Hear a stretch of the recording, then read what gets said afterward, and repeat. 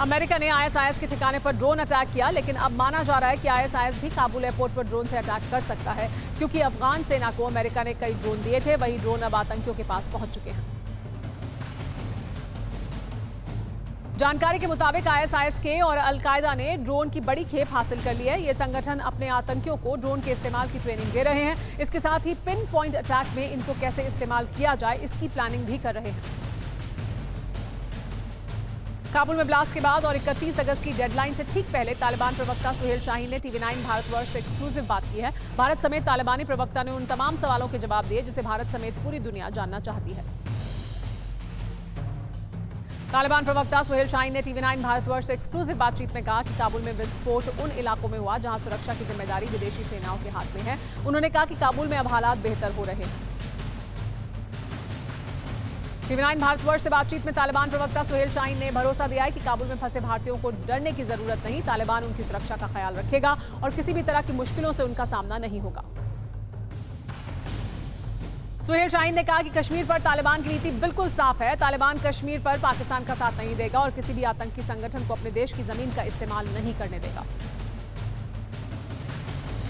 तालिबानी प्रवक्ता ने मुल्ला उमर और मसूद अजहर की मुलाकात वाली तस्वीर पर सफाई दी। उन्होंने कहा कि मुल्ला उमर से मसूद अजहर की मुलाकात की जानकारी नहीं है। मसूद की अफगानिस्तान में जो तस्वीर दिख रही है वो पुरानी है। भारत के साथ अफगानिस्तान के रिश्ते को लेकर भी तालिबान प्रवक्ता सुहेल शाहीन ने बड़ी बात कही। उन्होंने कहा कि भारत के साथ रिश्ता उसके रुख पर निर्भर करता है। तालिबान अच्छे ताल्लुकात चाहता है। तालिबानी प्रवक्ता ने कहा कि अमेरिकी हथियारों का कभी भी गलत इस्तेमाल नहीं किया जाएगा। तालिबान शांति चाहता है और सिर्फ अफगानिस्तान की सुरक्षा और आतंकियों से लड़ने के लिए हथियारों का इस्तेमाल किया जाएगा। टीवी9 भारतवर्ष से बातचीत में सुहेल शाहीन ने यह भी कहा कि महिलाओं को शिक्षा के लिए छूट देने के वादे पर तालिबान कायम है। उन्होंने दावा किया कि अफगानिस्तान में महिलाएं दफ्तर जाने लगी हैं। सभी प्रांतों में स्कूल खोल दिए गए हैं। तालिबान प्रवक्ता ने कहा कि विदेशी सैनिकों के जाते ही आईएसआईएस खुरासान को भी खत्म कर दिया जाएगा। आईएसआईएस की जड़ें अफगानिस्तान में नहीं जमने दी जाएंगी। उन्होंने ये भी कहा कि आईएसआईएस के लोग अफगानी नहीं हैं, बाहरी हैं। सुहेल शाहीन के मुताबिक अफगानिस्तान में सरकार बनाने की रणनीति का जल्द ऐलान किया जाएगा। उन्होंने कहा कि हमारी रणनीति फाइनल स्टेज पर है। सभी नेताओं से बातचीत की जा रही है और उनसे सलाह ली जा रही है। सभी से बातचीत के बाद ही सरकार बनेगी। सुहेल शाहीन ने कहा कि अमेरिका को 31 अगस्त तक वापस जाने का वादा निभाना चाहिए। तालिबान अमेरिका से भी बेहतर संबंध रखने के लिए तैयार है। तालिबानी किसी को नुकसान नहीं पहुंचा रहे हैं। बेहतर अफगानिस्तान बनाने पर ही तालिबान का फोकस है। तालिबानी प्रवक्ता ने कहा कि चीन के साथ तालिबान के संबंध बेहतर होंगे। चीन तालिबान को कभी धोखा नहीं देगा। अफगानिस्तान के हक में चीन से दोस्ती की गई है। चीन के किसी आंतरिक मामले जैसे उइगर मुसलमानों को लेकर तालिबान कोई दखल नहीं देगा।